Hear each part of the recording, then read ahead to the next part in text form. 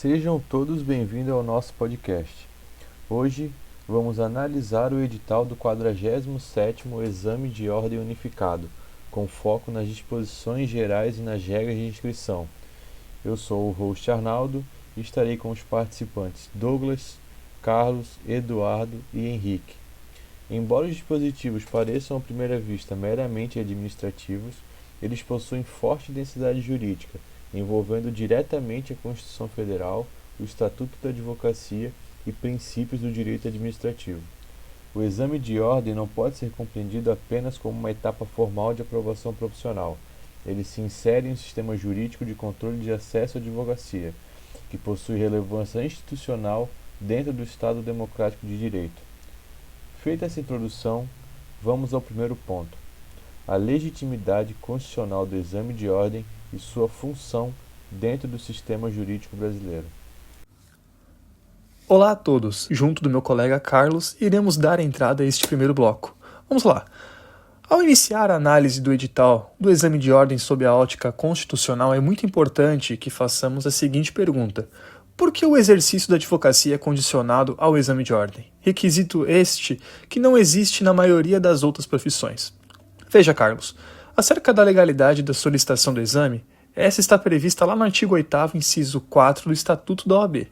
Mas isso é uma regra, e não uma justificativa. Ou seja, ainda não responde à nossa pergunta: por que ele é necessário?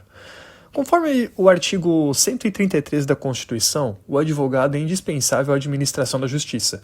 É uma profissão que possui uma responsabilidade imensa, logo, não pode ser tratada como algo comum, já que ela participa diretamente da estrutura de funcionamento do sistema de justiça. Isso, por si só, já traz uma certa legitimidade para o exame de ordem, mas ainda há algo que precisa ser verificado.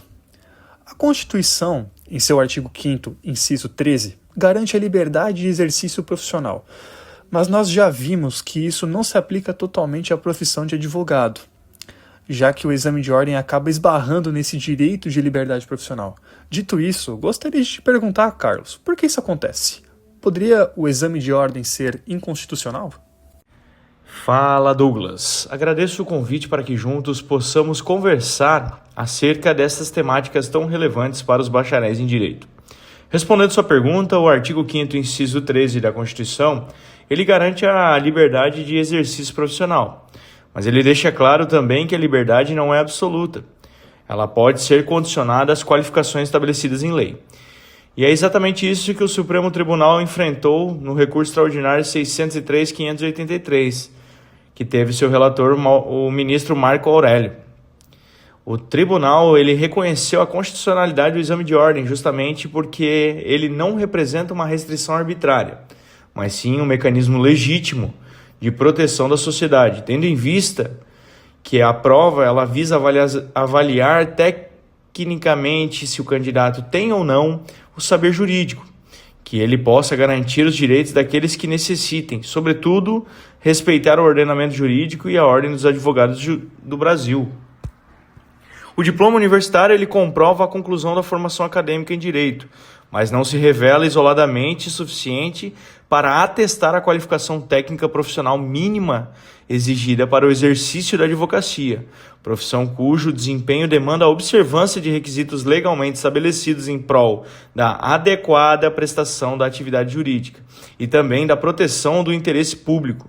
Então, o exame funciona como uma etapa adicional de verificação dessa aptidão, especialmente considerando o impacto do direito da atuação do advogado sobre os direitos fundamentais.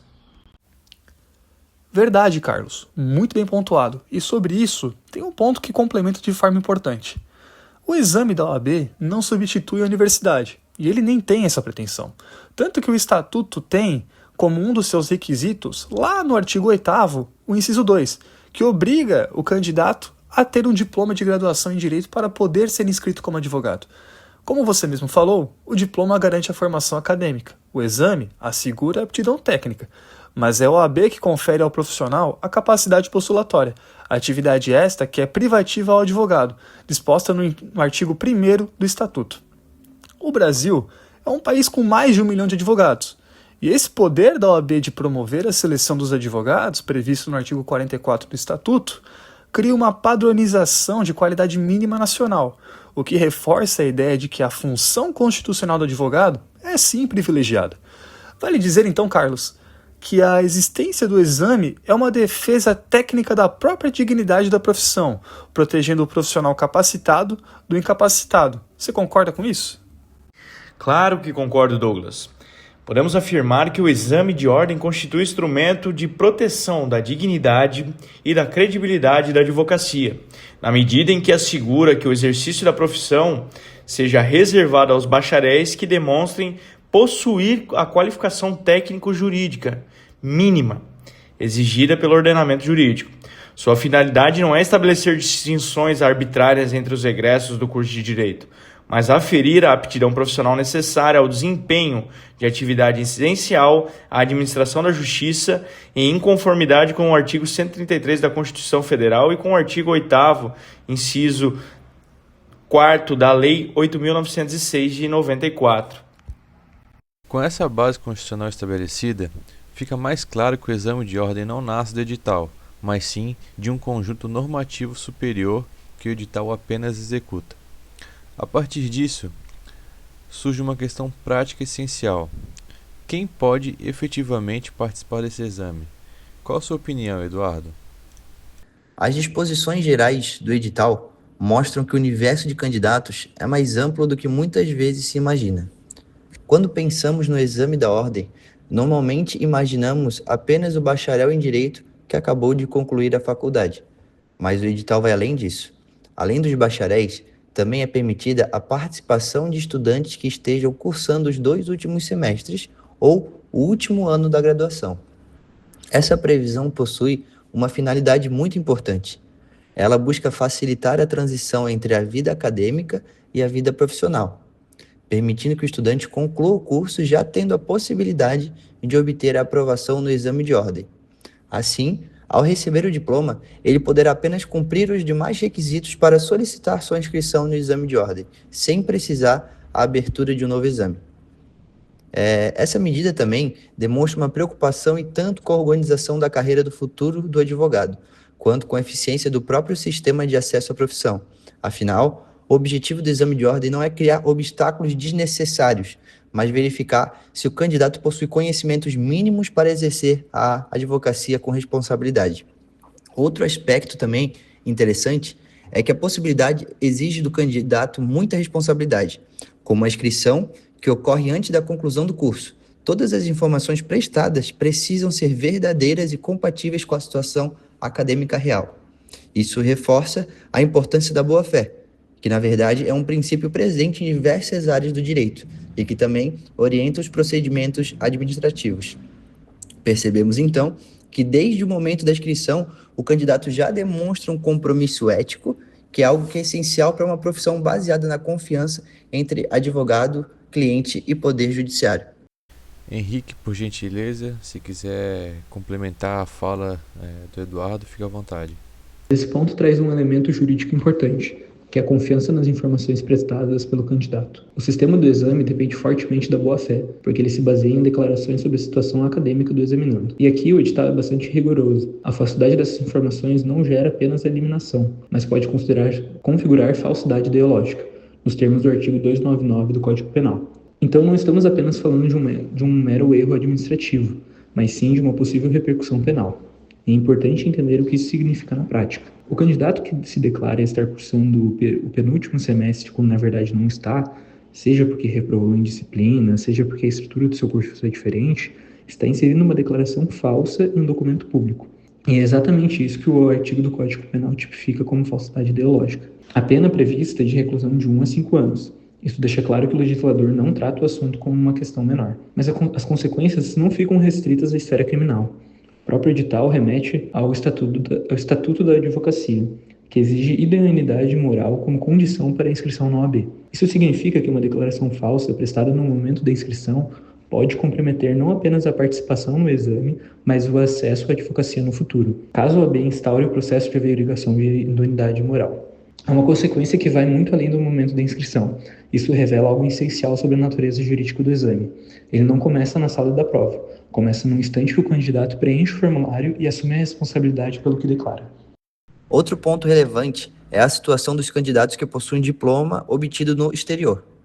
Nesses casos, o edital exige que o diploma seja previamente revalidado por uma instituição brasileira competente. Quer dizer, essa exigência existe apenas para garantir que a formação recebida no exterior seja equivalente àquela exigida no Brasil, preservando a qualidade da formação jurídica dos futuros advogados. Essa revalidação não representa uma barreira injustificada. Na verdade, ela busca assegurar que todos os candidatos sejam avaliados em condições semelhantes, independente do país onde concluíram sua graduação. Além disso, o edital também permite que as pessoas que atualmente ocupam cargos incompatíveis com a advocacia realizem o exame da ordem. Esse ponto costuma gerar dúvidas.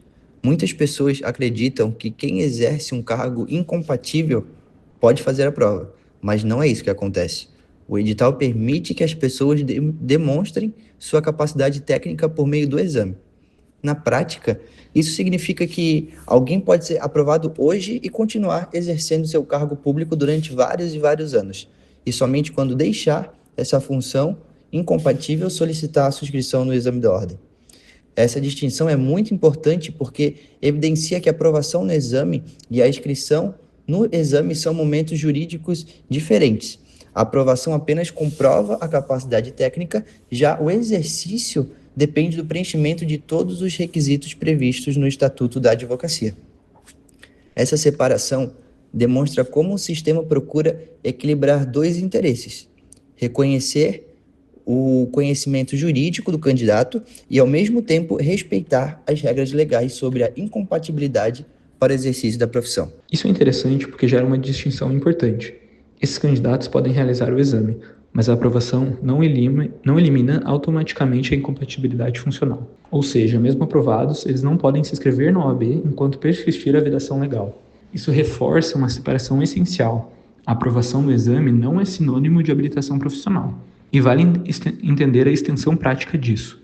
As hipóteses de incompatibilidade com a advocacia estão previstas no artigo 28 do Estatuto da OAB e abrange, entre outros, membros do Poder Judiciário, Ministério Público e da Polícia Judiciária. São categorias bastante amplas, que alcançam um número expressivo de candidatos. E o edital reconhece isso, permite que essas pessoas realizem o exame, porque a aptidão técnica pode ser aferida independentemente da situação funcional. A novidade importante aqui é que o certificado de aprovação tenha validade por prazo indeterminado. Isso significa que um candidato pode ser aprovado no 47º exame de ordem, seguir por anos numa carreira pública, incompatível com a advocacia, e só requerer sua inscrição da OAB muito tempo depois, no momento em que a incompatibilidade cessar. Nesse sentido, o exame de ordem funciona como uma habilitação em potencial. Ele certifica a aptidão técnica do candidato, mas não lhe confere por si só o direito de exercer a advocacia. É uma distinção que parece sutil, mas tem enorme relevância para quem ocupa ou pretende ocupar cargos no setor público. O exame pode ser feito agora, a inscrição só virá quando o momento for o certo. E essa distinção entre aprovação e habilitação nos leva diretamente ao momento mais sensível do procedimento, a inscrição e as suas consequências jurídicas. Qual a sua opinião, Douglas? A inscrição no exame de ordem não pode ser vista como um simples cadastro eletrônico. Na verdade, ela representa um verdadeiro ato jurídico de adesão ao edital. Isso significa que, ao se inscrever, o candidato declara que conhece e aceita integralmente todas as regras estabelecidas para o certame.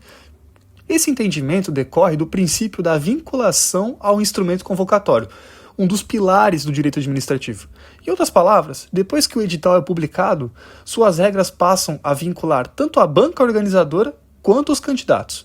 Entretanto, veja, a OAB não é um ente da administração pública, pois, conforme o entendimento do STF, na ação direta de inconstitucionalidade de número 3026, ela é sui generis. Então, me diga, Carlos, por que o edital deve observar esse princípio, mesmo a OAB não sendo uma entidade da administração pública indireta? O princípio da vinculação ao edital representa importante análise dos princípios constitucionais da legalidade, da isonomia, da impessoalidade, da moralidade administrativa e da segurança jurídica, previstos no artigo 37 da Constituição Federal. Nessa perspectiva, o edital, após sua publicação, assume a natureza jurídica de ato administrativo normativo, estabelecendo as regras que disciplinam o certame e vinculam indistintamente a administração, a banca examinadora e os candidatos.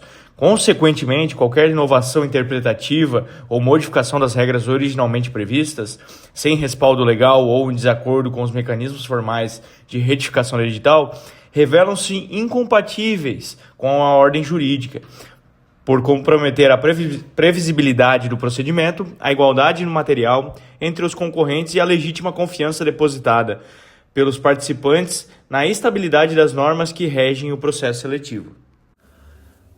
Vale destacar que esse dever de observância das regras não recai apenas sobre a banca examinadora. O candidato também assume uma posição de responsabilidade no certame. Ao aderir ao edital, surge para ele o dever jurídico de agir com diligência e boa-fé, conferindo os dados de inscrição, observando os prazos, os locais de prova e acompanhando todas as comunicações oficiais. E como falamos, Carlos, se o edital vincula a administração, ele também vincula o candidato, obrigando a cumprir com os procedimentos previstos. Por isso, em regra, a jurisprudência entende que os prejuízos decorrentes da inobservância das normas editalícias ou da falta de diligência do próprio candidato não podem ser imputados à banca examinadora. Douglas, é importante que os candidatos fiquem atentos. Cabe destacar ainda que o pagamento da taxa de inscrição possui natureza jurídica de requisito objetivo de admissibilidade da inscrição, não se limitando a uma obrigação pecuniária imposta ao candidato. Conforme previsto no edital, a efetivação da inscrição está condicionada à confirmação do pagamento da taxa no prazo e nas condições expressamente estabelecidas. Trata-se de exigência editalícia que decorre do princípio da vinculação ao edital, segundo o qual tanto a banca organizadora quanto os candidatos devem observar rigorosamente as normas previstas e previamente fixadas. Dessa forma, a ausência de pagamento ou sua realização fora dos parâmetros estabelecidos impede o aperfeiçoamento da inscrição, impossibilitando a participação do candidato no certame. Bem pontuado. Em relação à isenção da taxa de inscrição, o edital também estabelece critérios objetivos e rigorosos para sua concessão. Isso porque a isenção não constitui um direito irrestrito do candidato, mas um benefício condicionado ao atendimento dos requisitos expressamente previstos no instrumento convocatório. Veja, a finalidade dessa previsão é compatibilizar dois importantes valores jurídicos. De um lado, busca-se concretizar o princípio constitucional da igualdade material, aquele lá previsto no artigo 5º caput da Constituição Federal, ampliando o acesso ao exame de ordem para candidatos em situação de vulnerabilidade econômica, como aqueles inscritos no Cadastro Único para Programas Sociais do Governo Federal. De outro lado, buscam-se preservar os princípios da legalidade, da impessoalidade e da isonomia, previstos no artigo 37 também da Constituição, assegurando que todos os pedidos sejam analisados segundo critérios previamente estabelecidos e aplicados de uma forma uniforme, sem causar discriminação entre os candidatos. É por essa razão, Carlos, que o candidato deve apresentar a documentação exigida dentro do prazo fixado no edital. A análise do pedido é realizada pela banca examinadora, que verifica o efetivo preenchimento dos requisitos legais e editalícios. Somente após essa verificação é que a isenção pode ser deferida, garantindo que o benefício seja concedido exclusivamente àqueles que se enquadram nas hipóteses previstas. Douglas, olha a importância dos candidatos estarem atentos a cada exigência do certame. Eventuais inconsistências, irregularidades ou a prática de fraude na fase de inscrição sujeitam o candidato às sanções previstas no respectivo edital, sem prejuízo de consequências administrativas e, quando cabíveis, das responsabilidades civis e penais decorrentes. Nos termos das regras editalícias, a constatação de qualquer falsidade nas informações prestadas, bem como o descumprimento das exigências formais estabelecidas para a validação da inscrição, podem ensejar o indeferimento ou cancelamento da participação no certame, inclusive a exclusão do candidato a qualquer tempo. Nesse contexto, o sistema de seleção do exame de ordem é estruturado a partir da conjugação entre a ampla acessibilidade dos bacharéis em direito e a necessidade de preservação da integridade, da lisura e da confiabilidade do procedimento avaliativo. Tal desenho normativo visa assegurar a observância dos princípios da isonomia, moralidade administrativa e da segurança jurídica, de modo a resguardar a legitimidade do exame enquanto instrumento de aferição da aptidão técnico-profissional para o exercício da advocacia. E esse equilíbrio entre inclusão e rigor aparece de forma ainda mais evidente quando analisamos os mecanismos de proteção de direitos fundamentais previstos no edital. O que você acha, Eduardo? O edital do exame também analisou que foi necessário uma alteração em relação às edições anteriores no que se diz a respeito à previsão do uso do nome social pelos candidatos. Trata-se de uma mudança normativa incorporada ao edital que passa a disciplinar essa possibilidade de forma expressa. Assim, verifica-se que houve uma atualização do conteúdo do certame em comparação aos editais anteriores, incluindo essa previsão entre as regras aplicáveis aos participantes do exame. Outro ponto central é o atendimento especializado para pessoas com deficiência. Aqui se aplica claramente a lógica da igualdade material.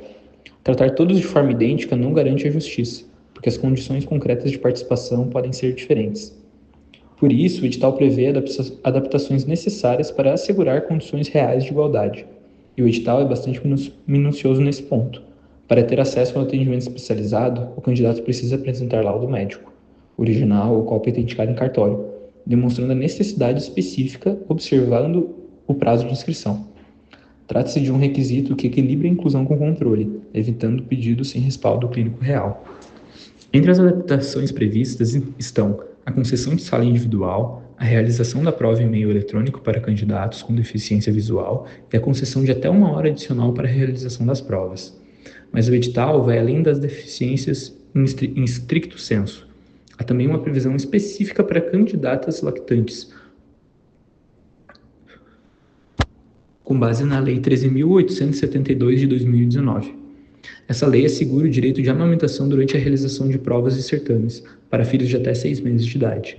O edital operacionaliza esse direito de forma muito concreta. O tempo compensatório de até 30 minutos por criança, correspondente a cada intervalo de amamentação de 2 horas. Cada uma dessas previsões é aplicação direta dos princípios da razoabilidade e da proporcionalidade. Eles partem de um pressuposto simples, mas muitas vezes esquecido, que tratar igualmente os desiguais é, em si, uma forma de desigualdade. Ao reconhecer isso, o exame de ordem demonstra que sua evolução normativa acompanha a evolução constitucional.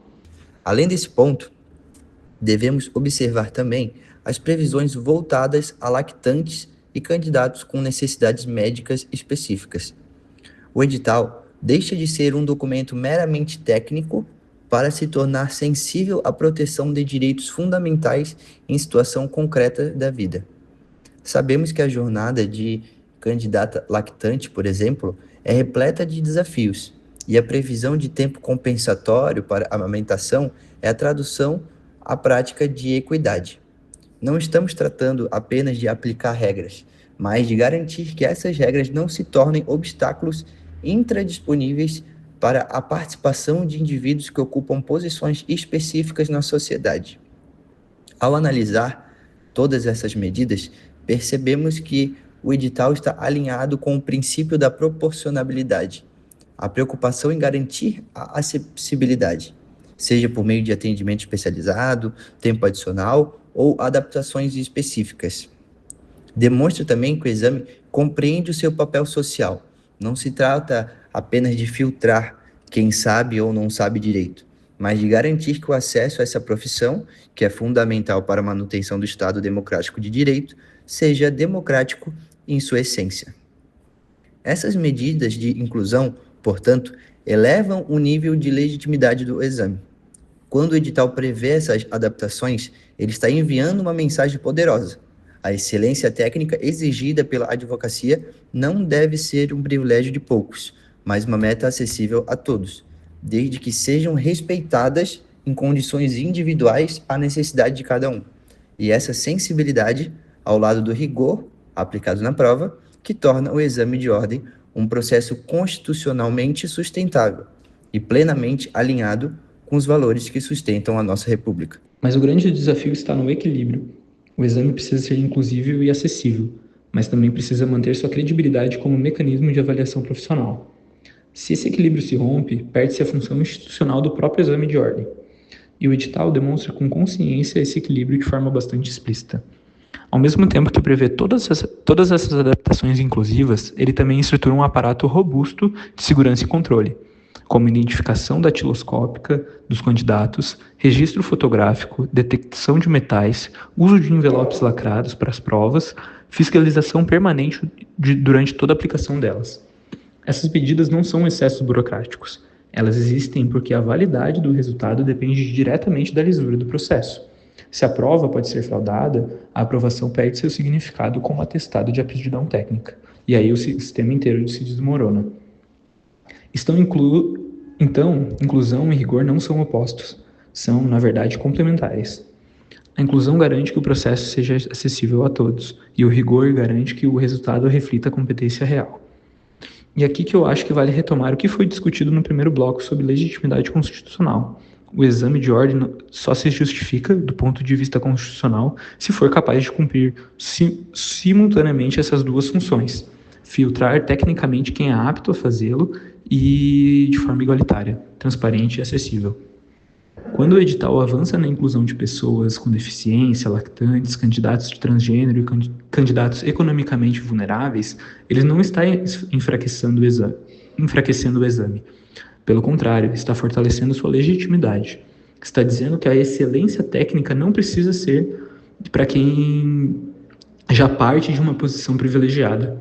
É essa atenção, bem administrada, que faz o exame de ordem um mecanismo juridicamente sustentável, tanto para os aprovados quanto para a sociedade que será assistida por esses futuros advogados. Agradeço a excelente participação de nossos convidados. Ao longo da nossa análise, ficou claro que as disposições gerais e as regras de inscrição do exame de ordem não são meramente administrativas. Elas envolvem fundamentos constitucionais, regras de direito administrativo, deveres jurídicos dos candidatos e uma crescente incorporação de direitos fundamentais. O exame de ordem, portanto, deve ser compreendido como um mecanismo jurídico de habilitação profissional, que busca equilibrar qualidade técnica, segurança institucional e inclusão social.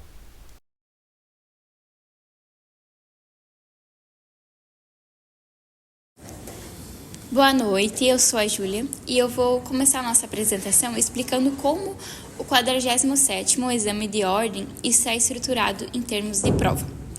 O exame ele é dividido em duas provas, ambas eliminatórias. A prova objetiva ela é de múltipla escolha, com 80 questões, cobrindo conteúdos de formação técnico-jurídica, como os direitos humanos, direito do consumidor, direito ambiental, filosofia do direito, estatuto da OAB e o código de ética da OAB. E a prova prático-profissional, ela consiste numa redação de peça profissional, somada a 4 questões discursivas, na área jurídica escolhida pelo candidato no momento da inscrição.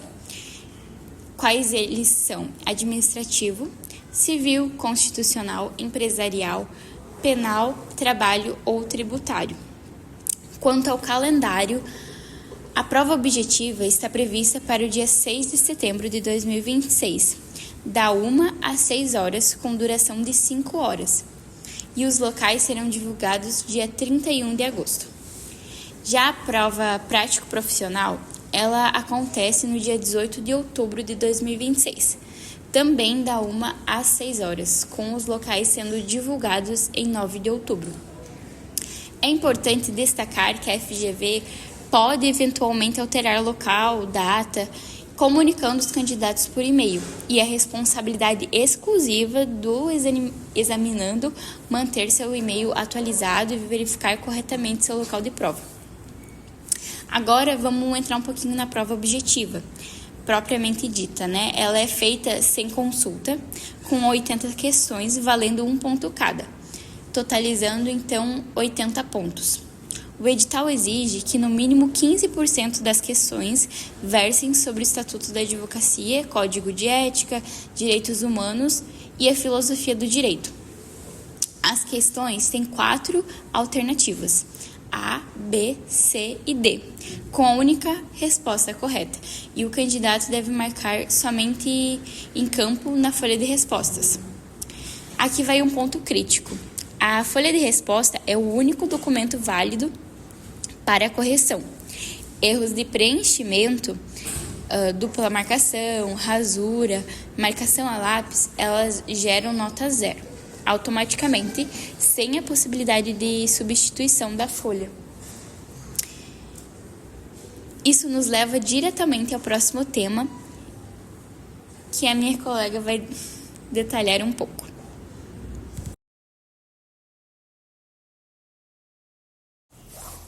Boa noite a todos, meu nome é Fernanda e no episódio de hoje eu vou falar sobre uma das partes mais sensíveis do edital, os materiais proibidos, o que pode ser consultado na prova prático-profissional e as situações que levam à eliminação automática do candidato. É um assunto bem objetivo, mas que costuma gerar bastante dúvida na véspera da prova. Então vamos direto ao ponto. Dentro disso eu criei alguns tópicos para melhor definir. Vamos para o primeiro. O que fica fora da sala? Vamos começar pelo básico. O que você definitivamente não pode levar para a carteira? O edital é bem direto aqui. Praticamente qualquer aparelho eletrônico está fora. Celular é claro, mas também smartwatch, fone de ouvido, pendrive, máquina fotográfica. E não é só eletrônico, eles pegam pesado até em acessório. Relógio comum também não pode, óculos escuros não pode, boné, chapéu, qualquer coisa que de chapelaria está fora. E o que mais surpreende a galera é a parte da caneta. Lápis, lapiseira, borracha e corretivo, tudo proibido. Você só pode usar caneta esferográfica, azul ou preta, e ela precisa ser de material transparente. Pensa comigo, caneta transparente é justamente porque ninguém pode usar o corpo da caneta para esconder cola ou anotação. É uma forma simples de evitar fraude. É uma dúvida comum? Mas se eu levar meu celular, posso só desligar e guardar na mochila? Pode, só que ele não fica com você. Tudo que for recolhido vai para o envelope de segurança, que é lacrado e fica do lado da sua carteira. E só pode ser aberto depois que você sair do ambiente de prova. Resumindo, esse primeiro bloco tópico se faz barulho, se conecta na internet, se tira foto ou se não é uma caneta transparente azul ou preta, deixa em casa. O segundo tópico, o que você pode consultar na prova prático-profissional? Agora vem a parte que é só para quem vai fazer a prova prático-profissional, que normalmente envolve redigir uma peça e que existe sim consulta permitida, mas com regra bem clara. Pode levar legislação, mas sem comentário. Pode súmula, pode enunciado, pode precedente. A palavra-chave aqui é sem anotações que estruturem um roteiro de peça. Isso quer dizer o seguinte: você pode grifar um artigo, pode sublinhar uma palavra.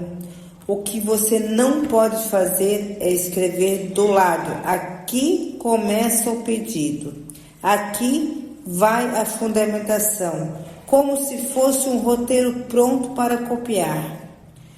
E o que é proibido, com certeza, código comentado, nem pensar. Jurisprudência, também não.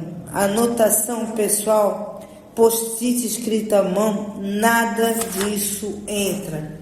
E preste atenção numa coisa importantíssima: o fiscal tem autonomia para agir na hora.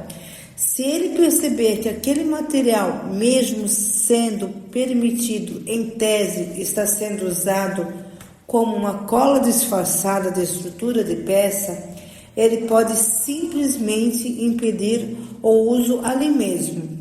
Então, um conselho prático é: leve o material de consulta limpo, grifado, organizado, mas sem rascunho de estrutura escrito nas margens. Vamos para o próximo bloco. As situações que eliminam um candidato na hora. Agora, o tópico mais delicado, as hipóteses de eliminação automática. E o edital é bem objetivo aqui, não tem margem para negociar, não tem, mas eu não sabia. A primeira é clássica, chegar depois do fechamento dos portões.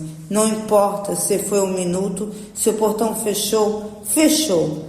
Depois temos dar ou receber qualquer tipo de ajuda durante a prova, portar material ou aparelho proibido, mesmo que esteja desligado o fundo da bolsa, e desrespeitar a equipe de aplicação.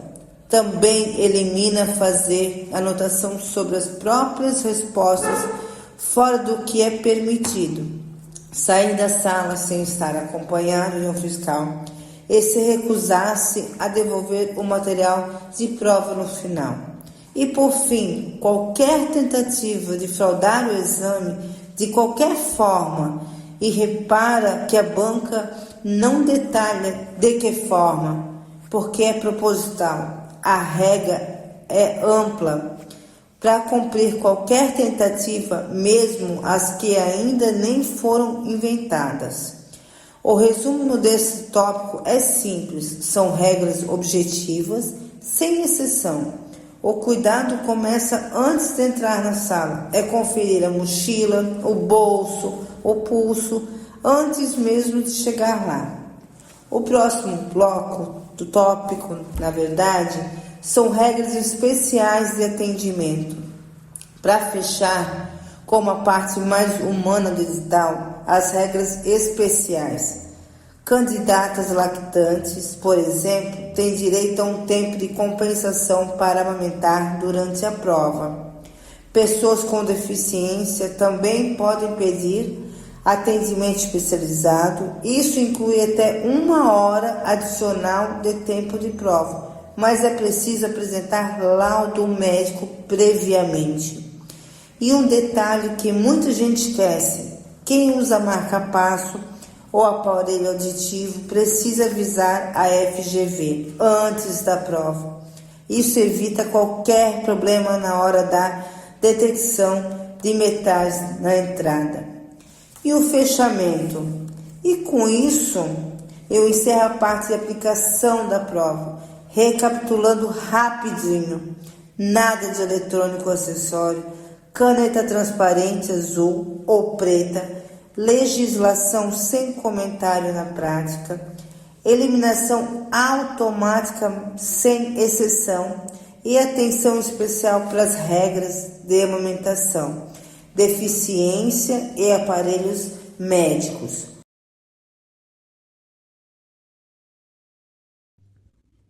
Olá, pessoal, tudo bom? Aqui quem vos fala é Andriele da Silva Fontela. Pois é, pessoal, agora que já entendemos como funcionam as inscrições e as matérias, vem a parte que todo mundo quer saber: como funciona a pontuação. Então, pessoal, como é o drama dessas notas, né? Valeu, galera. Pois é, chegamos na hora da matemática, né, do exame da ordem. Como que, na verdade, não tem mistério, né? Mas tem aquelas pegadinhas que o candidato precisa ficar muito ligado para não cair do cavalo. Para começar, vamos falar da primeira fase, a famosa prova objetiva. Aqui a regra é clara, né? O jogo é direto aqui. Cada uma das 80 questões vale 1 ponto, tá? Vale 1 ponto. A sua nota da prova objetiva, que a gente chama de NPO, é puramente o reflexo dos seus acertos, tá, gente? E qual é a nota de corte? É 50% de aproveitamento. Ou seja, fez 40 pontos, carimbou o passaporte para a segunda fase. Fez 39, infelizmente está eliminado, né? Não tem meio ponto, não tem arredondamento, não tem chororô. A única exceção para quem não faz os 40 pontos e mesmo assim vai para a segunda fase é a galera que está usando o reaproveitamento da nota do exame anterior, que é aquele famoso repescagem, né? Previsto no provimento 144. Fora isso, a meta real são os 40 pontos, né, gente? Você passou da primeira fase, respira, mas não muito, porque vem a segunda fase, que é a prova prático-profissional. Aqui o bicho pega um pouco mais na correção e a nota vai de 0 a 10. Como se divide isso? Eu vou explicar bem aqui, pessoal, presta atenção. A peça profissional vale até 5,0 pontos. Isso, bem assim, 5,0 pontos, porque mais na frente você vai entender porque eu estou falando esses décimos. Tá, gente? É o esqueleto e a alma da sua prova, a peça profissional. As questões discursivas são 4 perguntas, valendo até 1,25 ponto cada uma, né, gente? Somando mais 5,0 pontos. Para ser aprovado aqui, a nota de corte sobe um pouquinho. Você precisa de no mínimo 6,00 pontos, tá? E atenção, concurseiros e estudantes. A FGV não arredonda a nota. Se você tirar 5,95, é 5,95. Por isso, cada décimo na fundamentação conta. Se você me perguntar, caramba, 5,95 deve doer na alma. E me diz uma coisa, tem como zerar a peça direto, né? Então, exatamente, esse é o maior terror da segunda fase, a nota 0 na peça. A nota 0 na peça, cara. Então, se você errar a peça, ou seja, se apresentar uma peça inadequada para solucionar o problema proposto, a sua nota é 0 automaticamente. Por exemplo, se era para apresentar um recurso e você entra com uma ação inicial, ou se a peça proposta caberia em indeferimento liminar por inépcia, ou ainda se não se aplica a fungibilidade recursal, zerou. Se a resposta for totalmente incoerente com a situação, ou claro, se deixar em branco, é 0. E aqui vai mais uma dica de ouro para você que está gravando ou ouvindo a gente. A identificação da peça exige de 2 coisas casadas. Você precisa acertar o nome em iuris, que é o nome correto da peça, mas o fundamento legal completo e correto. Não adianta só escrever apelação, se você errar o artigo do Código de Processo, né? Tem que ter os 2 elementos juntos para a FGV aceitar. Errou um, corre o risco de invalidar a peça toda. Mas beleza, vamos pensar pelo lado positivo. Você fez os 40 pontos na primeira, tirou mais de 6 na segunda, evitou o 0. E agora, como saiu esse resultado final? Os resultados são divulgados nos sites oficiais da FGV e da OAB, tá, gente? E aqui tem um detalhe muito bacana sobre a privacidade. É proibida a publicidade dos nomes dos candidatos não aprovados. A lista que sai é apenas a dos aprovados. Isso é uma proteção de imagem bem importante para o candidato, para evitar aquela exposição desnecessária. Quem passou, comemora. Quem não passou, se prepara para o próximo, sem sofrer exposição pública. Uma vez com o nome na lista dos aprovados, você tem direito ao seu certificado de aprovação. A boa notícia é que ele tem validade por prazo indeterminado. Você não perde esse direito se demorar um pouco para pegar a carteira. Mas, tem um pré-requisito. Para o certificado ser válido, você precisa comprovar que cumpriu as condições de vinculação acadêmica exigida no edital. Ou seja, você já tem que ser bacharel em Direito ou estar matriculado nos últimos 2 semestres ou no último ano do curso no momento da prova. Para retirar esse documento, você vai até a seccional da OAB, onde você prestou exame, leva seus documentos de identidade, o diploma ou uma declaração oficial da sua faculdade e pronto. O caminho está livre para você dar entrada na sua inscrição definitiva como advogada ou advogado. Com isso, pessoal, a gente fecha.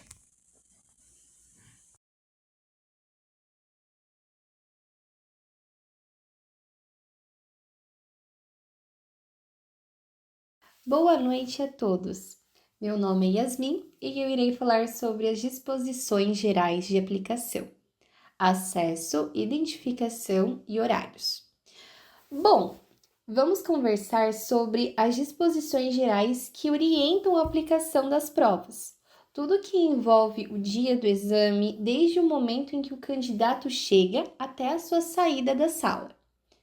O primeiro ponto que merece atenção é o horário de fechamento dos portões, às 12h30, no horário de Brasília. Esse prazo é cumprido à risca, sem qualquer exceção, mesmo que o atraso tenha ocorrido por razões externas ao candidato. Por isso, o edital estabelece um tempo mínimo de antecedência, pelo menos 1 hora antes do fechamento, para quem vai realizar a prova objetiva, e 1h30 antes para quem vai à prova prático-profissional. Esse tempo maior na segunda fase se justifica pela necessidade de vistoria do material de consulta permitido. Passando para a questão da identificação. O candidato precisa apresentar documento oficial com foto, no original. São aceitos documentos como RG, CNH com foto, passaporte e carteiras de classe profissional, entre outros. Não são aceitos CPF, título de eleitor, certidão de nascimento ou carteira de estudante. Agora, o que acontece em situações especiais? Se houver dúvidas sobre a identidade do candidato, como uma foto muito antiga no documento, ou se o candidato tiver perdido o documento e apresentar um boletim de ocorrência, ele passará por uma identificação especial, uma coleta de impressão digital e assinatura repetida 3 vezes. Vale destacar ainda que todos os candidatos, sem exceção, passam por identificação datiloscópica obrigatória, ou seja, a coleta da digital do polegar, além de possível registro fotográfico facial. A fiscalização de segurança também é bastante rigorosa. 2 candidatos testemunham a abertura dos envelopes com as provas e há controle por detector de metais, inclusive nas saídas ao banheiro. Por fim, em relação à permanência na sala, o candidato deve permanecer por no mínimo 2 horas antes de poder se retirar. O caderno de provas ou de rascunho só pode ser levado consigo nos últimos 60 minutos do tempo de prova. Quem sai do ambiente não pode retornar em nenhuma hipótese. E por uma medida adicional de segurança e transparência, os 3 últimos candidatos de cada sala saem juntos, somente após a conferência de toda a documentação.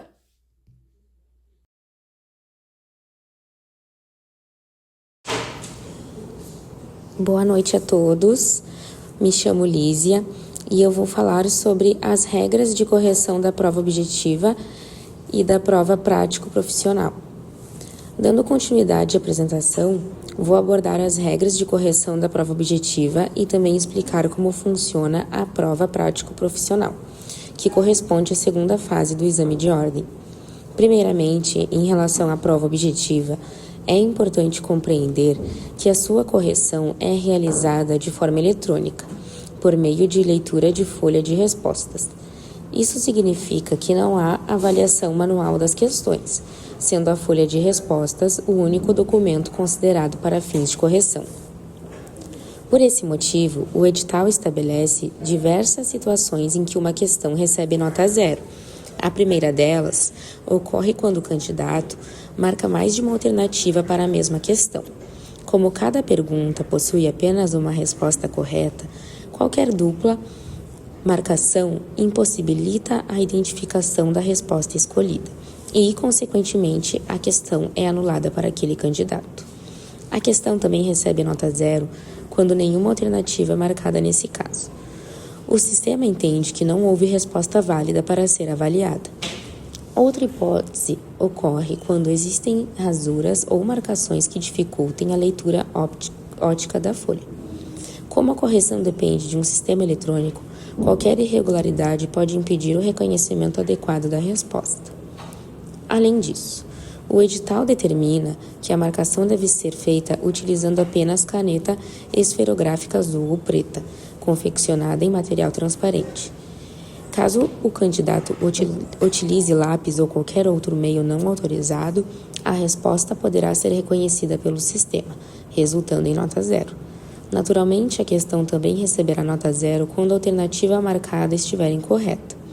Essas regras demonstram que não basta apenas conhecer o conteúdo jurídico. O candidato também precisa ter atenção aos aspectos formais da realização da prova. Um simples erro de preenchimento pode resultar na perda de pontos importantes para a aprovação. Outro cuidado fundamental é com a conservação da folha de respostas. O candidato deve evitar rasgar, dobrar excessivamente, molhar ou danificar o documento, pois qualquer prejuízo à leitura eletrônica pode comprometer a correção. Passando agora para a segunda fase, temos a chamada prova prático-profissional. Essa etapa possui valor total de 10 pontos e tem como objetivo avaliar se o candidato possui condições mínimas para atuar profissionalmente na advocacia. Diferentemente da primeira fase, que busca verificar conhecimentos teóricos, a segunda fase exige a aplicação prática do direito. A prova consiste na primeira elaboração de uma peça profissional, valendo até 5 pontos. Nessa atividade, o candidato recebe uma situação-problema e deve identificar qual é a medida processual adequada para resolver o caso apresentado.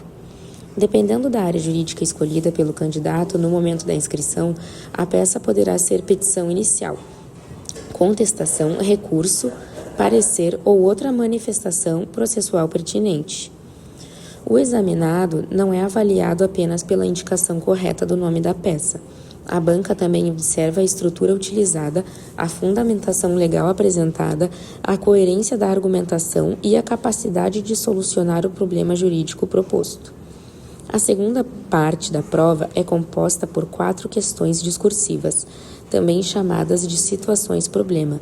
Cada questão vale até 1,25 ponto, totalizando mais 5 pontos. Nessas questões, o candidato deve demonstrar conhecimento jurídico, capacidade de interpretação e habilidade para fundamentar suas respostas com base na legislação, na doutrina e nas jurisprudências aplicáveis ao caso. Em relação às regras de transcrição, o edital estabelece exigências bastante rigorosas. Todas as respostas devem ser escritas manualmente no caderno de textos definitivos. Não são aceitas respostas digitadas ou registradas por qualquer outro meio. A escrita deve ser legível, permitindo que os examinadores compreendam claramente o conteúdo apresentado. Caso a letra seja ilegível a ponto de impedir a leitura da resposta, isso poderá prejudicar significativamente a pontuação obtida. Também é obrigatório utilizar apenas caneta esferográfica azul ou preta, fabricada em material transparente. Outro aspecto importante é a ordem das respostas. O candidato deve respeitar a organização estabelecida pela banca, redigindo inicialmente a peça profissional e posteriormente respondendo às questões discursivas na sequência indicada. Além disso, existem limites de extensão para cada resposta. As questões discursivas possuem espaço determinado para elaboração, geralmente limitado a 30 linhas por questões. Já a peça profissional deve respeitar o limite previsto no próprio caderno de prova. Todo o conteúdo escrito fora do espaço destinado à resposta ou além do limite permitido é desconsiderado pela banca examinadora. Em outras palavras, mesmo que o candidato apresente argumentos corretos, eles não serão avaliados se estiverem fora do local apropriado. Um dos pontos mais importantes de toda a segunda fase é a regra relacionada à identificação do candidato. O sistema de correção da OAB é baseado no princípio da impessoalidade. Para garantir uma avaliação justa e imparcial, os examinadores não podem saber quem é o autor das respostas que estão corrigindo. Por essa razão, o candidato não pode inserir seu nome, assinatura, iniciais, apelidos, símbolos, desenhos ou qualquer elemento que permita a sua identificação no caderno de textos definitivo. Qualquer peça, quando exigir a assinatura, o edital orienta que seja utilizada apenas a expressão advogado ou advogada, conforme o caso. A utilização de qualquer outra forma de identificação é considerada quebra de sigilo da correção. Dependendo da situação, a consequência pode ser a atribuição de nota 0. a peça profissional ou até mesmo a anulação completa da prova ou eliminação do candidato do exame de ordem. Essa é uma das regras mais rigorosas do edital, justamente porque protege a imparcialidade e a credibilidade do processo de correção. Por fim, é importante destacar que a banca examinadora não avalia apenas a reprodução de dispositivos legais. As simples transcrições de artigos de lei sem explicação ou desenvolvimento do raciocínio jurídico normalmente não é suficiente para garantir a pontuação máxima. A correção leva em consideração critérios como a adequação da resposta ao problema apresentado, domínio do conteúdo jurídico, qualidade na fundamentação, capacidade argumentativa, técnica profissional e clareza na exposição das ideias. Portanto, para obter um bom desempenho na segunda fase, o candidato precisa demonstrar não apenas conhecimento da legislação, mas também capacidade de utilizá-la de forma prática e adequada à situação proposta. Encerrada essa parte sobre as regras de correção da prova objetiva e sobre a prova prático-profissional, passo a palavra para a próxima apresentadora, que dará continuidade ao tema.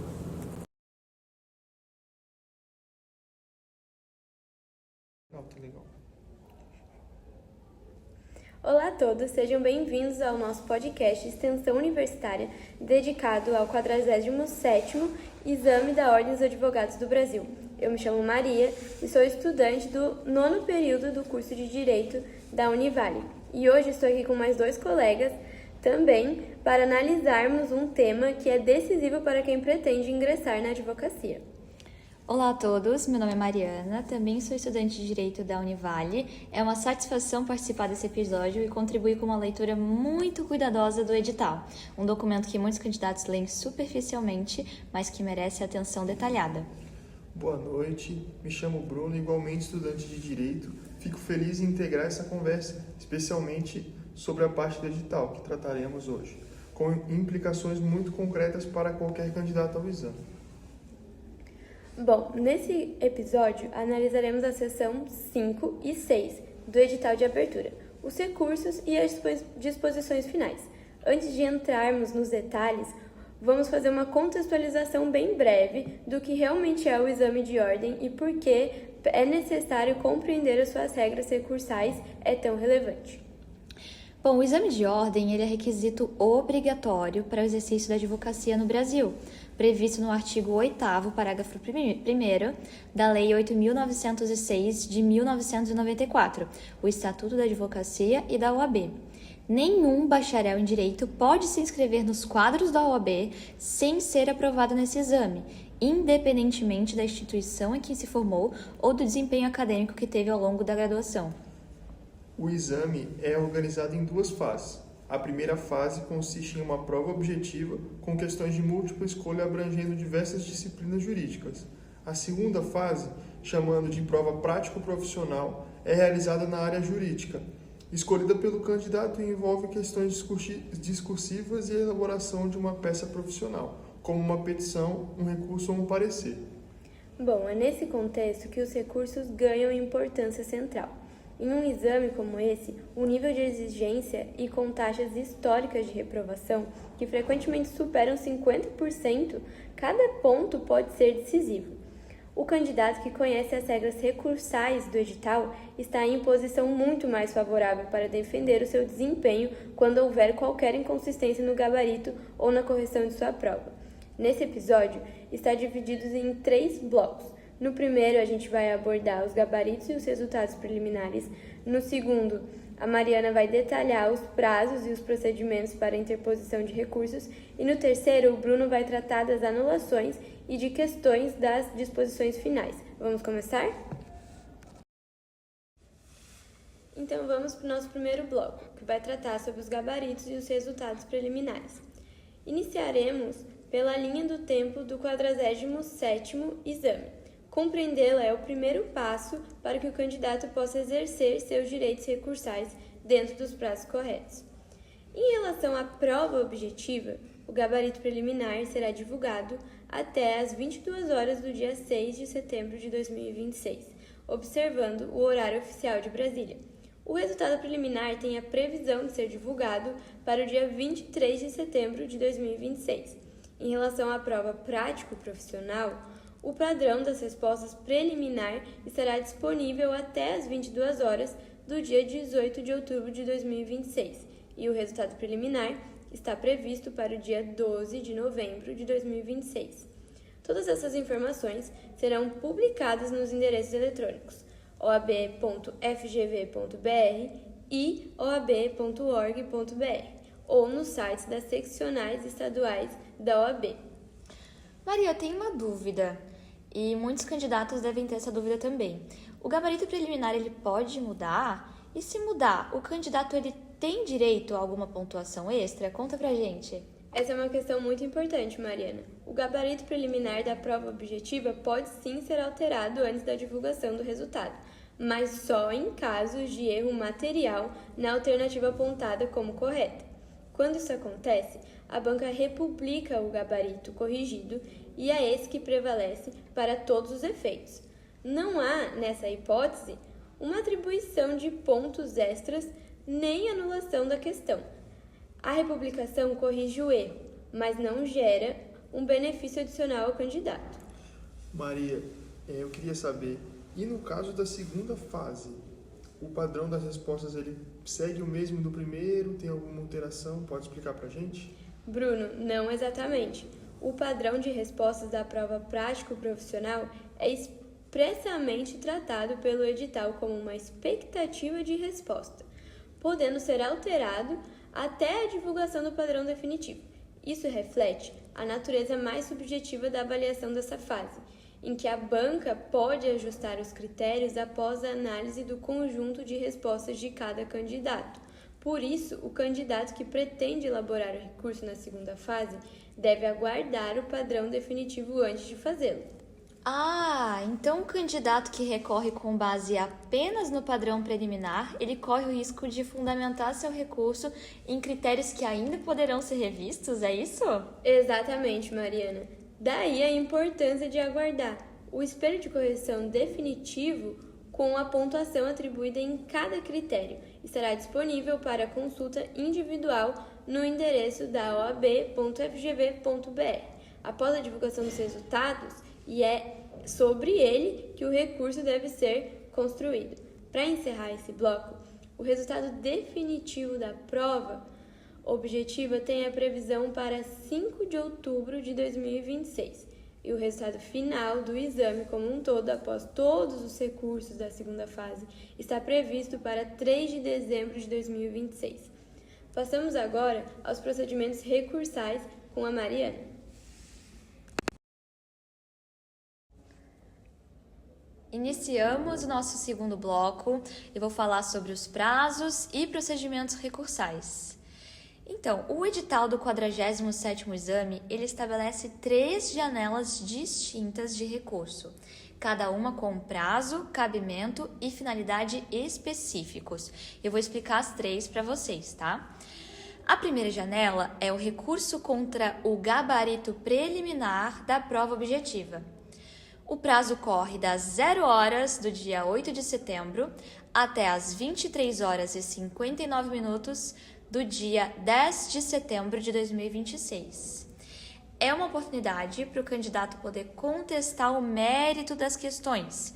Nessa janela, vocês vão argumentar com fundamento jurídico adequado que a alternativa apontada como correta está equivocada. Daí tem a segunda janela, que é o recurso contra o resultado preliminar da prova objetiva. O prazo é das 0 horas do dia 24 de setembro até as 23 horas e 59 minutos do dia 25 de setembro de 2026. Vocês estão reparando que o prazo é bem curtinho, né? Então tem que ficar bem atento nisso, tá? Enfim, o cabimento aqui na segunda janela é estritamente limitado a erro material no somatório final da sua nota. Não se trata de nova oportunidade para discussão do mérito das questões, tá? É só sobre a soma da nota, tá bom? Enfim, a terceira janela, ela fala sobre o recurso contra o resultado preliminar da prova prático-profissional. Aqui, então, a gente está falando sobre a segunda fase. O prazo para essa terceira janela, ele corre das 0 horas do dia 13 de novembro e vai até às 23 horas e 59 minutos do dia 15 de novembro de 2026. O candidato nessa janela vai poder questionar a correção de suas questões discursivas e da peça profissional que foi feita, com garantia de julgamento impessoal, uma vez que as folhas são desidentificadas, tá? Enfim, todos esses prazos que eu informei, eles observam o horário oficial de Brasília. Ah, entendi, Mariana. Eu queria explorar um pouco a distinção entre a primeira e a segunda janela, pois me parece um ponto que gera um pouco de confusão. Fiquei um pouco confuso, sabe? Se o candidato não recorreu do gabarito na primeira janela, ele pode usar a segunda para questionar uma questão com a qual discorda? Explica um pouco melhor aí pra gente. Na verdade, não, Bruno. Essa é uma confusão bem frequente e que pode custar bem caro ao candidato. A segunda janela, ela existe exclusivamente para corrigir um erro aritmético no somatório final. Ou seja, se a soma das questões certas não corresponde à nota que foi atribuída ao candidato. Questionar o mérito de uma questão nessa fase não será sequer conhecido pela banca recursal, tá? Eles não vão nem analisar esse recurso. O momento adequado para isso é exclusivamente na primeira janela e apenas nela, tá bom? E Mariana, me diz uma coisa. Quanto ao procedimento em si, como que o recurso é efetivamente interposto? O recurso, Maria, ele vai ser exclusivamente interposto pelo Sistema Eletrônico de Interposição de Recursos, no endereço oab.fgv.br. O edital ele veda expressamente qualquer outra forma de envio, seja por fax, correio eletrônico, pelos correios, qualquer coisa que vocês possam inventar, não será aceita. Lembrando de novo, tem que ser pelo endereço oab.fgv.br. E o recurso apresentado fora desse canal simplesmente não será reconhecido, tá? Independentemente do conteúdo. Ao protocolar o recurso no sistema, ele vai gerar um número de protocolo que é único e individual, e essa é a única prova de que o recurso foi recebido. Então guardem bem esse número, tá? O candidato deve anotar e preservar com muito cuidado. E outra pergunta então, Mariana. Tem alguma exigência quanto ao conteúdo do recurso? Quais são as explicações ali, como eu devo montar, né? Então, na verdade, a OAB tem várias exigências sobre o conteúdo do recurso. O edital, ele estabelece um limite de 5.000 caracteres por recurso, não pode passar disso, sendo permitido apenas um recurso por questão objetiva, um recurso por questão discursiva e um pela peça profissional. O recurso ele deve ser claro, ele deve ser consistente e objetivo, tá? Um recurso vago, ele será liminarmente indeferido. Já para os recursos da segunda fase, há uma exigência adicional. Então, vamos se atentar a isso. O candidato, ele deve indicar expressamente em qual item do espelho de correção que está pleiteando a pontuação e em qual linha ou intervalo de linhas de sua folha de resposta se encontra o texto que sustenta a sua argumentação. Trata-se de requisito formal que, se for descumprido, vai comprometer diretamente a análise desse recurso também, tá? Obrigado. Então ainda há a questão da identificação, certo? Sim, e a identificação é um ponto que merece uma atenção especial. O candidato ele não deve se identificar de qualquer forma nas razões do recurso, nem pelo nome, nem pelo número de inscrição e nem por qualquer outro dado pessoal. Os dados cadastrais, eles devem ser preenchidos exclusivamente lá no campo que é destinado para isso, tá? Caso haja qualquer identificação do corpo do recurso, ele também vai ser liminarmente indeferido, sem nem haver uma análise de mérito. E, gente, só para trazer um último ponto essencial, a decisão da banca recursal, ela é irrecorrível, ou seja, não tem como você abrir um recurso do recurso, tá? O edital, ele não admite qualquer pedido de revisão ou de reconsideração. Uma vez proferida a decisão, ela é definitiva. Muito obrigado, então, Mariana. Tem Por mais nada. alguma dúvida, Maria? Não, eu acho que foi muito bom o teu esclarecimento. Obrigada. Por nada. Imagina, agora a gente vai pro terceiro bloco. O Bruno vai apresentar pra gente. Bom, agora vamos conversar sobre anulações e disposições finais. Trataremos agora das regras sobre anulação de questões e das disposições finais do edital, uma questão muito importante. Sobre anulações, caso a coordenação nacional anule uma questão da prova objetiva em âmbito administrativo, a pontuação correspondente será atribuída a todos os candidatos, todos, inclusive aqueles que não interpuseram recurso. Trata-se de medida que preserva a isonomia. Bruno, me diz uma coisa, existe alguma ressalva? Sim, Mariana, existe. O candidato que, no resultado preliminar, já havia computado o acerto daquela questão, não receberá a pontuação novamente. A pontuação adicional só é atribuída a quem não a havia obtido. Isso impede que a anulação gere vantagem desproporcional para determinados candidatos. A mesma lógica se aplica à segunda fase, tá? Se qualquer parte da prova prático-profissional for anulada em determinada área jurídica, a pontuação será atribuída a todos os candidatos daquela área, independente de terem recorrido ou não. Bruno, passando às disposições finais, tem algum ponto que costuma passar despercebido pelos candidatos? Sempre tem pontos que passam despercebido pelos candidatos, né? Alguns merecem destaque. O primeiro é o da responsabilidade integral do candidato. Ao realizar a inscrição, o examinando presume conhecer e aceitar todas as normas do edital. O acompanhamento de comunicados e atualizações é responsabilidade exclusivamente sua, pelos canais oficiais. Alegações de desconhecimento não terão amparo perante a banca. Não adianta tentar. O segundo ponto é o das consequências de condutas ilícitas, e este é particularmente sério. Se for constatado a qualquer tempo e por qualquer meio eletrônico, estatístico, visual, grafológico, tudo que vocês imaginarem, que o candidato utilizou o processo ilícito, sua prova será anulada. Ele será eliminado do exame e ainda poderá responder a processo de averiguação de idoneidade moral perante a OAB, nos termos do artigo 8º, inciso 6, da Lei 8.906 de 1994. Ou seja, a consequência não se limita à reprovação, pode comprometer definitivamente o acesso à carreira da advocacia.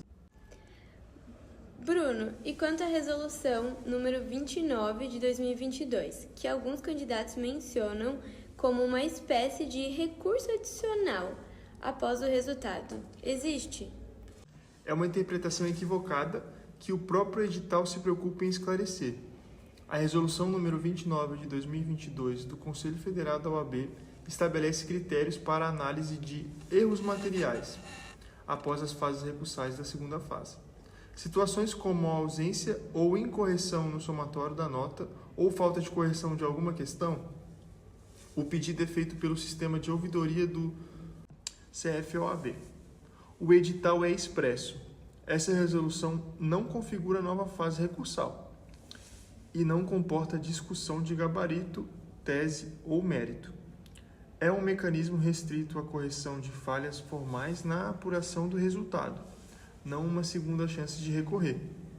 Ah, agora sim isso foi bem esclarecido. Agora que a gente está se encaminhando para o final, a gente preparou uma análise, como se fosse um resumo, das sessões 5 e 6 do edital 47º do Exame da Ordem.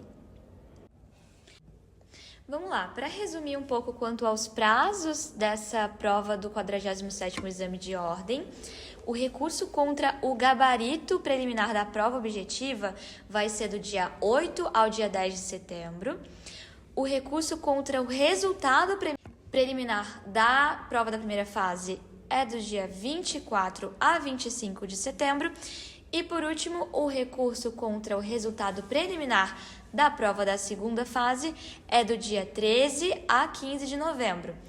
Todos esses recursos têm que ser interpostos exclusivamente pelo sistema eletrônico da oab.fgv.br, com geração obrigatória de número de protocolo. Lembrem de guardar esse número, hein? Bom, agora eu vou resumir um pouco quanto às cautelas procedimentais. Não se identificar no corpo do recurso, respeitar o limite de 5.000 caracteres, indicar com precisão os itens do espelho e as linhas da folha da resposta nos recursos da segunda fase. E ter ciência de que a decisão da banca recursal é irrecorrível.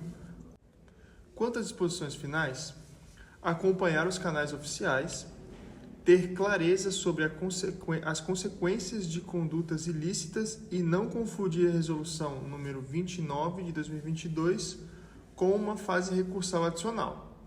Bom, gente, em síntese, o edital do exame de ordem não é apenas um documento administrativo. É um instrumento que regula direitos e obrigações do candidato ao longo de todo o processo. Conhecê-lo com profundidade é, em si, parte da preparação. O candidato que chega ao exame sabendo não apenas o conteúdo jurídico, mas também as regras do jogo, está mais bem posicionado para defender o resultado que conquistou com seu esforço.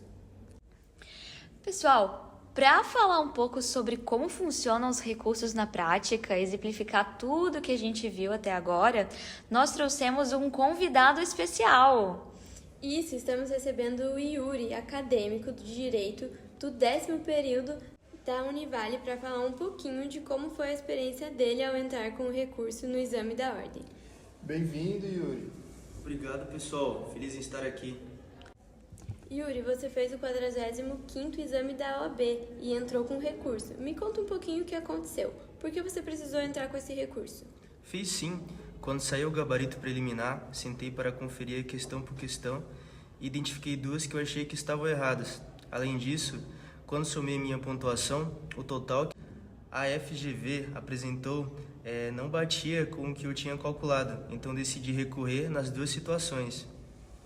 Ah, entendi. Vamos falar das questões primeiro. Como que você fundamentou esses recursos? Nas duas questões, o problema era que a alternativa dada como correta contrariava a doutrina majoritária e o texto legal. No recurso, você não pode só falar que discorda, você precisa indicar a questão, apontar o erro e trazer embasamento concreto.